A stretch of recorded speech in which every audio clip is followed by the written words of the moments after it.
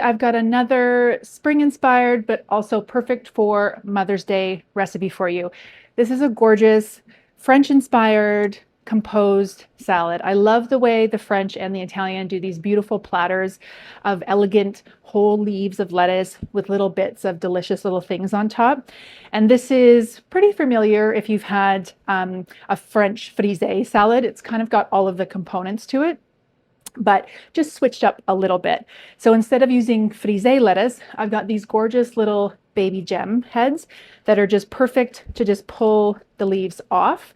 And then you can do as the French and more so the Italian do, which is instead of using a knife and fork, you just pick up one of the lettuce cups and eat it. Just kind of fold it up with all the little bits and pieces and just pop it into your mouth.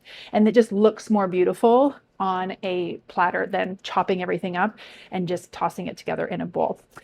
In addition to that, we're coming full into asparagus season now. So we're gonna do some lightly blanched asparagus. And then for a little bit of saltiness and crispiness, I've got some gorgeous pancetta here that we're just gonna cook off until crispy. And for a little fun, I'm using quail's eggs because they just look so precious. But if you can't find quail's eggs, you can just do this recipe with a soft poached, jammy, regular egg. If you can find the small or the medium eggs, they look a little bit more elegant on the platter.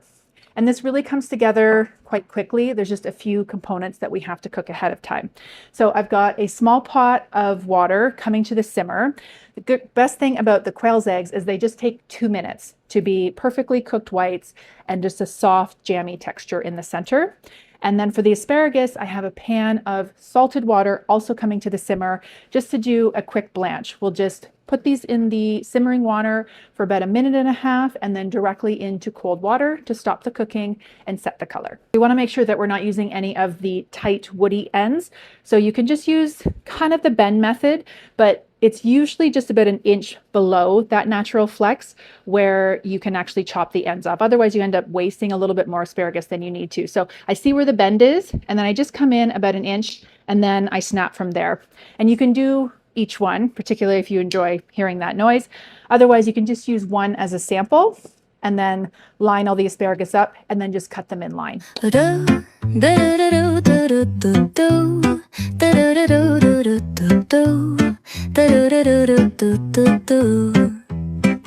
The sun is shining bright like a colorful aurora. For our salty little crispy bit, we're going to use pancetta. In the classic French recipe, they use what's called lardon, which is just a thick cut bacon. But if you can't find pancetta, you can just use regular thick cut bacon. So this has been a rolled pancetta, but if you just unfurl it, and for those who don't know, pancetta is from the pork belly. It's just cured a little bit differently than traditional regular smoked slab bacon. And for this, I'm just going to cut this into lardons, which are just like little soldiers. And I've kept this quite thick because it is going to render about 1/3 of its weight or bulk in fat. And I actually like to bake this in an oven instead of putting it in a pan. I do have a pan here, but I'm just going to put it in the pan, and I'm going to put the pan directly in the oven at 350 degrees. You don't have to worry about the spits and spatters on your range top. And this only takes about 10 minutes in a 350 degree oven. You can also just do this on a sheet pan lined with parchment paper if you want. Aurora, it paints the world in hues of orange and white and more. I'm gonna start packing my bag. I'm leaving all. Simplest dressing for this, and you can play around with the ingredients based on what you might have in the fridge. But into a small bowl, I'm going with some apple cider vinegar. If you want to do, you could use lemon or orange juice. You could also use white wine vinegar, white balsamic vinegar, red wine vinegar, whichever you want to use. I'm going with apple cider vinegar just for the touch of sweetness. And then I'm going with a little bit of honey Dijon mustard and some fig preserve.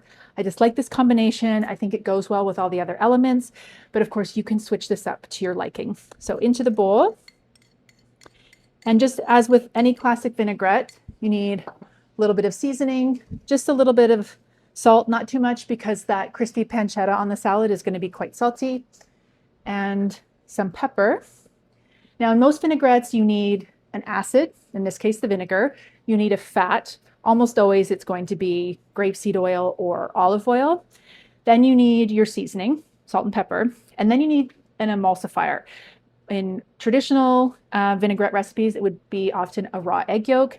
In more contemporary recipes, it's usually Dijon mustard, which we're using here today. Another great emulsifier is honey.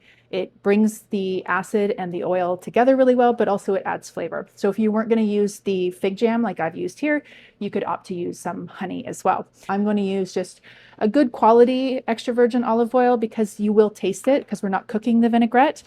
So into the bowl, again, I've got my favorite little magic whisk here. And I'm going to do about 2 parts oil to 1 part vinegar. I think that's the perfect combination. Too much oil just makes it oily. So just slowly drizzle this in and bring it together. Worries behind, let's go. I need to get my own summer. All right, this is beautifully emulsified. Always want to taste your vinaigrettes. Even if you've made the recipe 100 times over, always check for seasoning.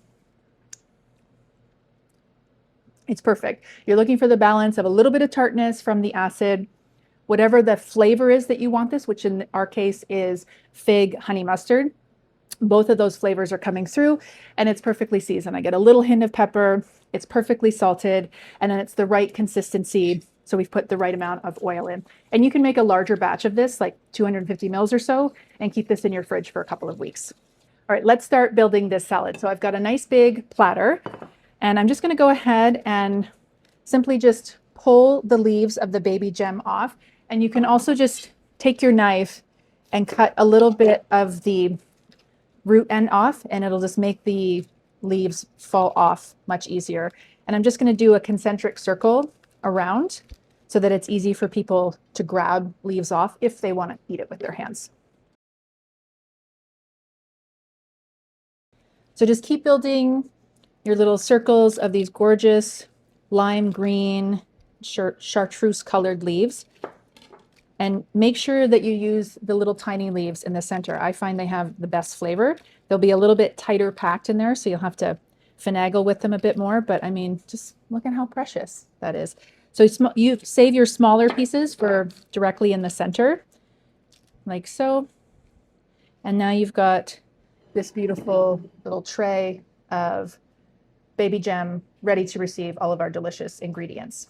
Perhaps the most finicky thing with this salad is peeling these little quail's eggs. And I just give them a little tap on the bottom as a place to start. And then you can use a paring knife, but if you have longer nails, what you want to try and grab is the membrane, and that makes peeling them much easier. But they do take a little bit of finesse. So just peel it back. The breeze is playing soft through the palm trees loft. All right, after you got them all peeled, now you have these precious little quail's eggs. And then last little bit of prep is our asparagus, which has just been sitting in cold water. And just to make this look nice and be a little easier to eat, I'm just gonna cut this on a diagonal in about like 1.5 inch pieces. Take me away, all worries to a place where my heart. I'm just gonna take the pieces of asparagus and just nick those in amongst the baby gem lettuce, making sure to tuck them in and about so every leaf that is pulled off the platter gets a little bit of asparagus. And I like to save some of the tips for right in the center, just because it makes it look a little bit more dramatic. And just carry on poking these around under some of the leaves as well. And just the contrast in the different greens is beautiful on its own, but we'll add a little bit of extra interest with our jammy quail's eggs. So, and then for the quail's eggs, just cut them in half. And these are perfect little jammy eggs. And then just nestle these in amongst your greens. Pleasant melodies soothe my heart's troubles. Windows down with the wind in my hair, I feel so free. Oh, it's the smell of summer. All right, last couple of quail's egg halves on. This looks so beautiful. Said if you can find the quail's eggs, it really does make the difference. And then we've got our gorgeous little crispy pieces of pancetta, and I'm just going to scatter these around. Scatter with intention. All right, last couple pieces, just making sure every leaf has a little bit. And finally, our delicious honey mustard and fig vinaigrette. And just be relatively light-handed. One of the women who taught me about French cuisine in Burgundy, she always made a point that there should never be a pool of dressing left at the bottom of your salad plate or salad platter. If there is a pool of dressing at the bottom, you've overdressed it. There should just be a little slick of dressing left for a little piece of baguette to soak it up. So don't pour all this dressing on. Just make sure every leaf has a little bit. And that is the perfect little composed French salad. Perfect for Mother's Day breakfast or brunch, or quite frankly, any day during the spring or summer season. Take me away, all words.